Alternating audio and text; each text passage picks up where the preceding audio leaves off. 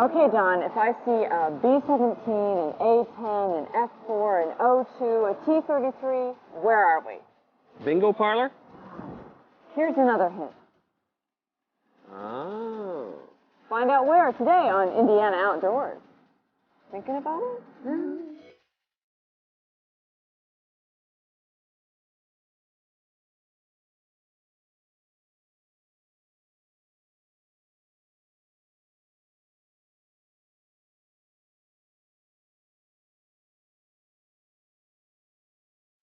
Hello and welcome to Indiana Outdoors. I'm Jill Ditmire. And I'm Don Van Meter. We're in Miami County at Grissom Air Museum near Peru. Later on, we're going to walk among some of the most famous airplanes in history, and we'll meet the director of the museum. But first, we're headed to Allen County to see the Fort Wayne Northrop Orange Pride strut their stuff. Indiana is famous for its high school marching bands, and that winning tradition is important in some schools as any sport. Well, it's as rigorous as any sport, too. Let's watch.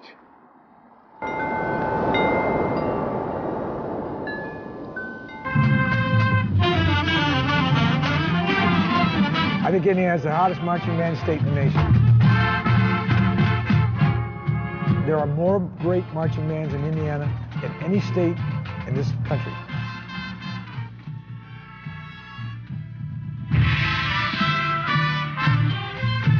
I think it makes school important. I think it helps the community. I mean, it's like, you know, in the old days, everybody used to go to the basketball game on Friday night. Well, we've given them something else to go to.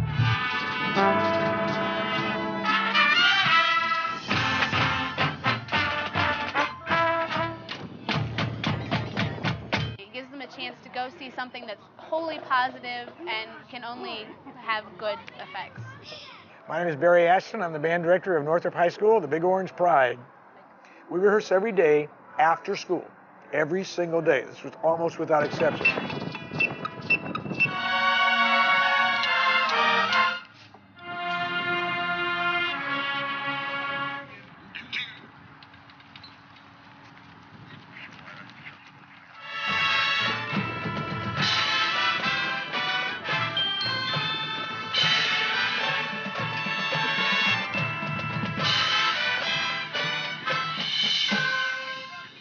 Really hard, and a lot of people think it's really easy and all you do is stand there and play an instrument.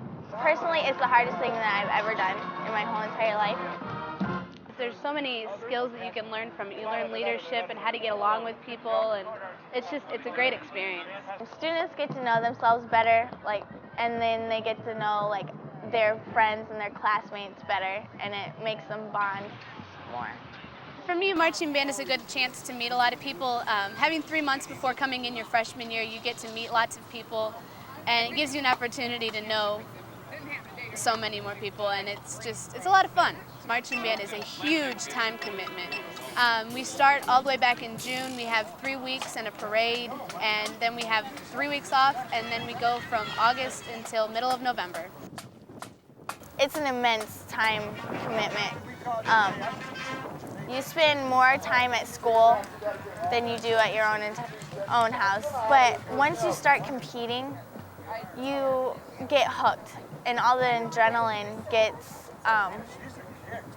it just hooks you, and you can't stop, and you love it. And I come back every year for that same feeling. We do contests every single week. We have a contest every Saturday from the first week of school until mid-November, and we also have, during that time, 4 or 5 home football games, well, maybe 6, depending on what we draw in the sectional. But there'll be some Friday nights in there as well.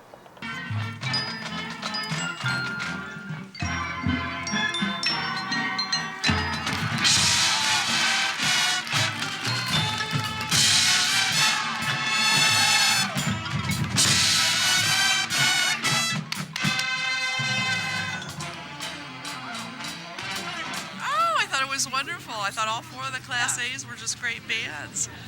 The guards are really fun to watch. The drills are great. Music's great. You know, I'm a Northrop fan.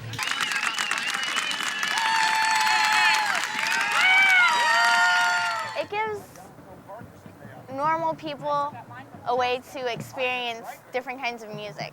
And the good comes out of it.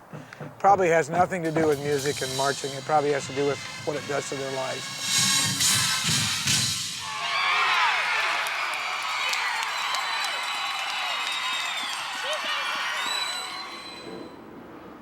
The Grissom Air Museum is one of Indiana's newest state historic sites, and today we're up in the tower getting a bird's eye view here with Museum Director John Marsh. Thanks for, I guess, leading us up the steps here. Tell us a little bit about the tower first, because folks are going to get a unique view of everything that you have to offer. Well, we're standing inside a Cold War era relic here. This was a security tower that was used on Grissom Air Force Base, and it was used just three-quarters of a mile south of where we're standing.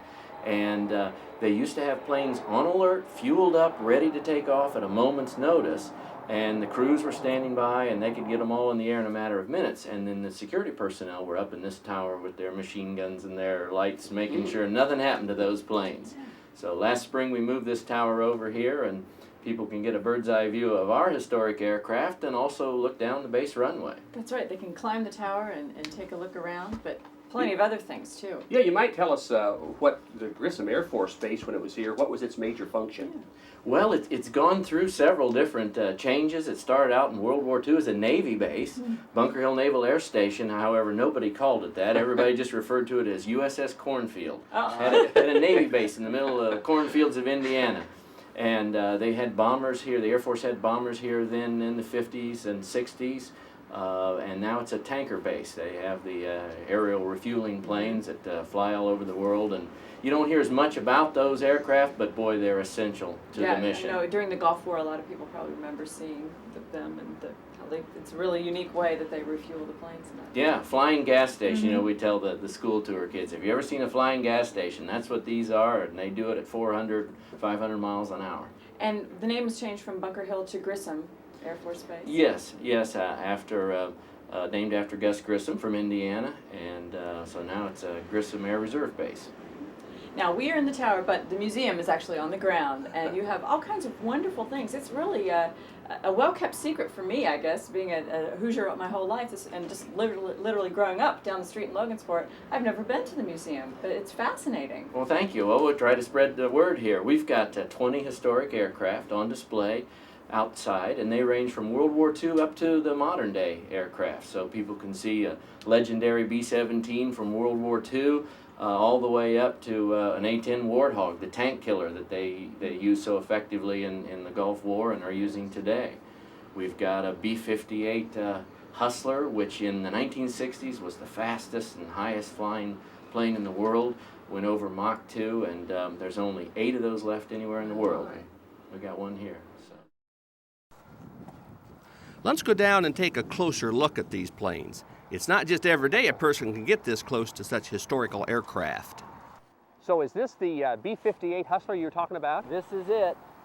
You're looking at an airplane that still holds 7 world speed records, and none of them have flown in over 30 years. Oh my goodness. It's a Delta Wing. Yes, very, very unusual and revolutionary design for the time. To build it to go not only over twice the speed of sound, but to withstand those kinds of pressures. They just had to be really rugged. They had to come up with a way to make it strong and lightweight at the same time. We got a piece of a skin panel off of this, and you can see how. Here, help me bring. Is that heavy? Bend that. That's bend light. Oh, you can't get down? It's really light and tough. Boy, that's tough. It would scare me if you could bend it. That's right. It's a sandwich composite material made out of aluminum with kind of a honeycomb shape stood on end to make it rigid but make it tough. And this plane was flown here on what was in the Bunker Hill Air Force Base, and it was one of only 2 bases in the country that flew them. Cream of the crop pilots, and it was quite an honor to have it here in Indiana. Well, you're lucky to have it here. It's a challenge, but it's a beautiful plane to have. I'll bet it's a popular one for people to see, too. It sure is. Well, here we are at the famous B-17. That's right. Probably the most recognizable aircraft from World War II. It was legendary for being able to bring its crews home safely. Why was it called the Flying Fortress? Well, it did have a reputation for being rugged, and you see shots of them come back with holes in them the size of a doorway. Then they're able to bring their crews home. So it was rugged. It carried a crew of 10, and some missions they had casualty as high as 30% or more. Well, it's fascinating to see these planes up close and personal, so to speak. But there is more than just airplanes to see. Let's go back up to the tower, and you can tell us what else you have here at the museum. Now, we see the planes out behind us here, but inside the museum, what's there? Oh, there's lots of things that you can interact with. We've got cockpits you can sit in. We've got displays on flight trainers, uniforms, models, photos, armaments. We've got a video theater and a lot of great hands-on items that the kids can touch, and not just the kids as well.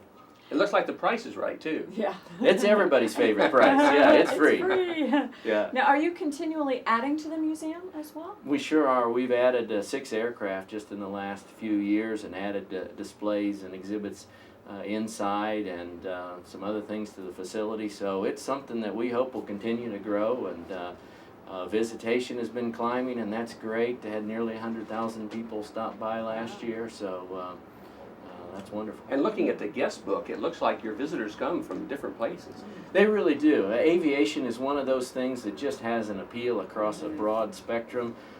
We get, of course, quite a few from around this area and run thousands of kids through on school tours. But we also get them from all over the country and all over the world, too. There are some folks that will hop from air museum to air museum across the country. Now, when folks come here, price is right, it is free, but are there 2 things that you would love for them to make sure they see when they come to visit the Air Museum? Well, our display outside is quite a bit different than what you would see at most aircraft museums. Most of them would have the aircraft lined up on the pavement, and here it's in a landscape, grassy setting, and there's a big difference between walking along a hot pavement in July and the grassy area. And also, as we like to say, the B-17, you can see it with the blue sky above and the green grass underneath it, much as you would have seen it half a century ago in the fields of England, where it was serving in World War II. So that's unique, the outdoor display.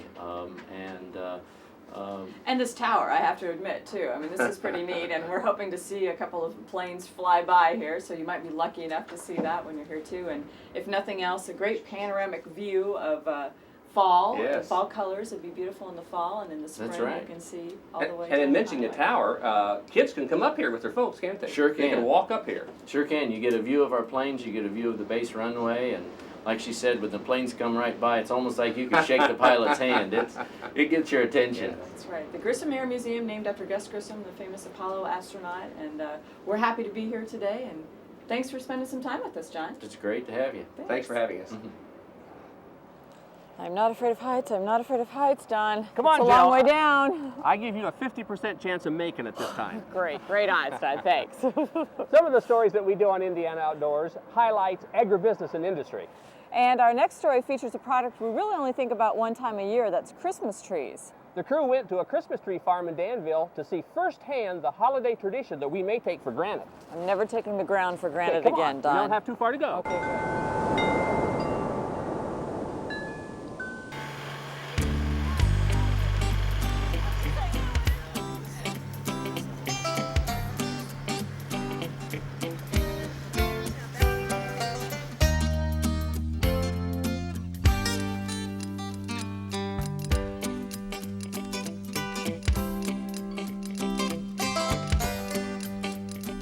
My wife and I are the owner of Whispering Pines Christmas Tree Farm here in Danville.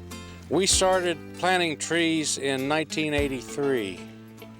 We planted 800 trees right in this area, and we planted them all by hand. We didn't know what we were doing. In 1990, we bought 40 acres across the street, and then we started planting 5,000 to 6,000 trees a year. We have our whole family involved in this. January, February, and March, there's not much going on. But then we have to start getting ready to plant, spread herbicide, and mowing and mowing and more mowing. And in June, we shear the trees. They don't naturally grow like this. We have to shear them into a cone shape. In the later summer, we actually paint the Scotch pine. Most fast-growing Scotch pines turn yellow in the fall. People don't want to buy a yellow Christmas tree. They want to buy a nice dark green one, and so that's what we sell. We plant and grow Scotch pine, white pine, and Norway spruce. This is the Scotch pine. pine. It's more prickly, but the branches are stronger. It'll hold heavy ornaments, and that's the traditional American Christmas tree. But this is the Norway spruce. And this is mostly for landscaping, but some people like it. But it's prickly, it's short-needled, and it's prickly, but it will hold up to ornaments. This is a Fraser fir. This is the best Christmas tree you can get. The needles don't fall off. They don't shed. And it's just a nice, it has a nice aroma to it. And the needles are two-tone. On the bottom they're a light green, and on the top they're dark. This is a Douglas fir. Has a very good aroma to it. Soft needles. And it's almost like the white pine, but they do have stronger branches. This is out of Fraser. This is what Mike and Connie get. It's a real experience to bring your family out here. They can either select a tree from a pre-cuts, or they can go out in the field on the hay wagon. Either they can cut or we will cut for them. After the customers select a pre-cut tree or a tree out of the field, we bring it in to the barn and we process the tree there. We'll shake it, we'll drill it, we'll bundle it, we'll put it in their car. It's just an experience in a tradition to come out and cut your own tree, or just even come out and get a tree from here. We've had a lot of people just keep coming back year after year.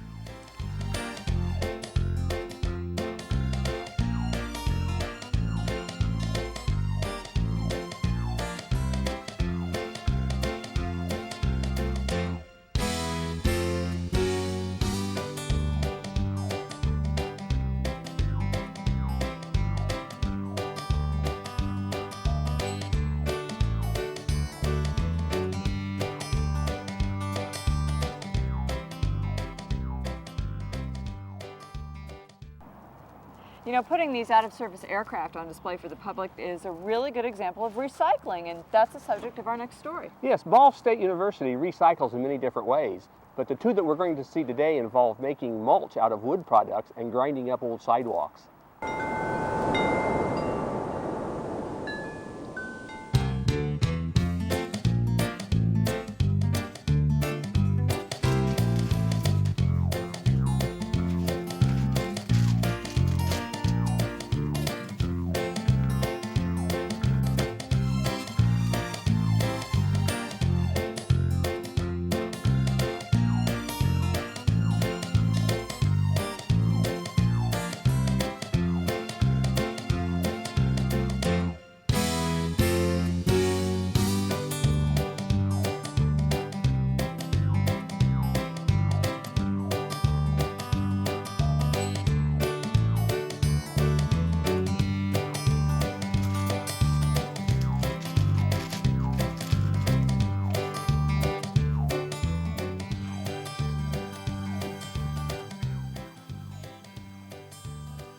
Hey, Charlie.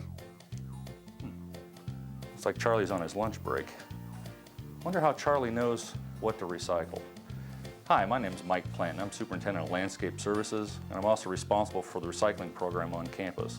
And recycling is much easier here at Ball State than you think. What happens to the newspaper after it's been placed in the recycling bin? Let's follow it and find out. The custodial staff comes into each office on campus and collects the clear recycling bags and black trash bags. After replacing the bags, they are taken to the appropriate dumpsters outside. Almost every building on campus has its own recycling dumpster.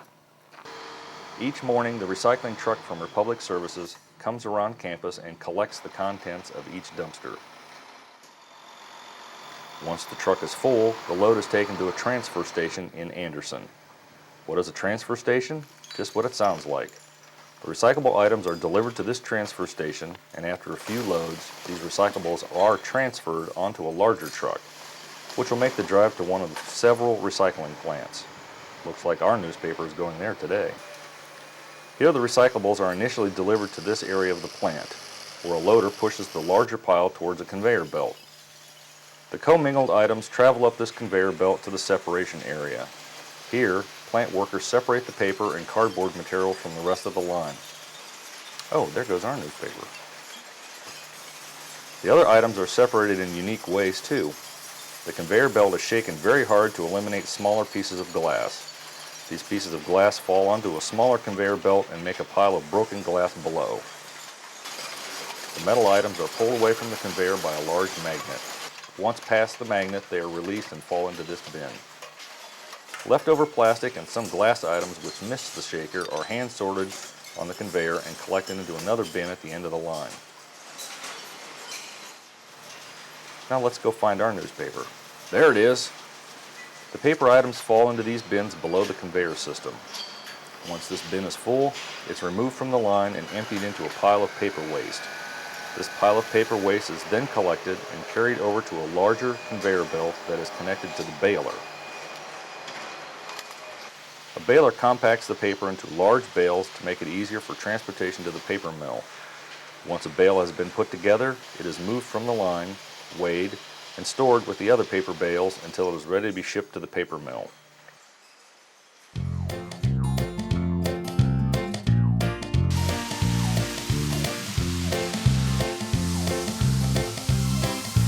Once at the paper mill, this bale will be broken down and made into reams of recycled paper. Then organizations and campuses like Ball State can buy these recycled items and help close the recycling loop, which helps keep our campus green. So Ball State, thank you for recycling. Oh, thanks, Charlie.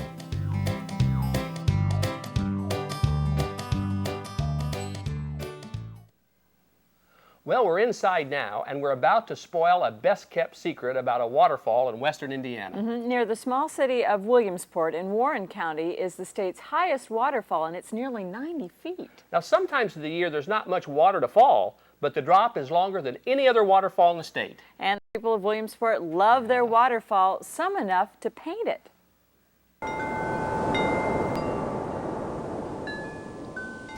Well, I've painted the falls a total of 3 times. I hadn't seen many pictures of it, nothing in magazines, and I hadn't seen any paintings, and I thought it was too beautiful of a landmark to not be recorded on canvas.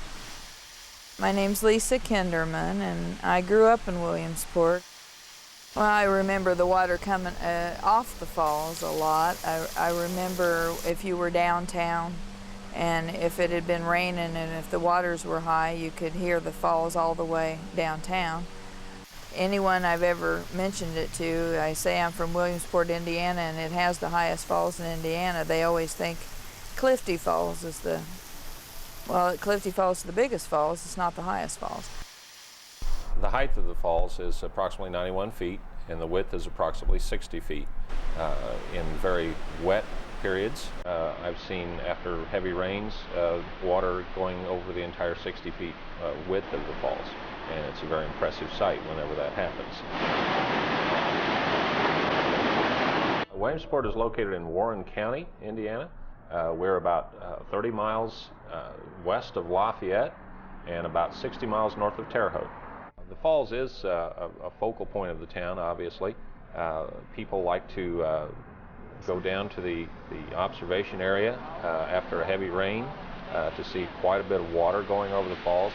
The falls is fed mostly from runoff water from rainfalls. A lot of the local farmland to the west and north of here drain into a small creek that feeds the falls. It meanders around to the west side of town. After the water leaves the falls area, it continues on downstream and eventually about a mile from here ends up in the Wabash River.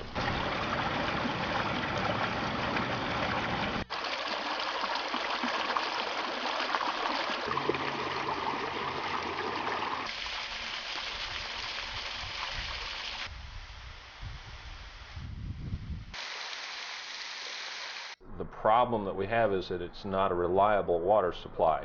During very dry spells, there's no water coming over the falls. And that's a problem whenever you try to promote things that aren't always there. We're very proud of the fact that we have such a nice natural feature in the center of the town, and we encourage anyone to stop by Williamsport and take a look at it, spend a little bit of time, and we would love to see some visitors come to our community.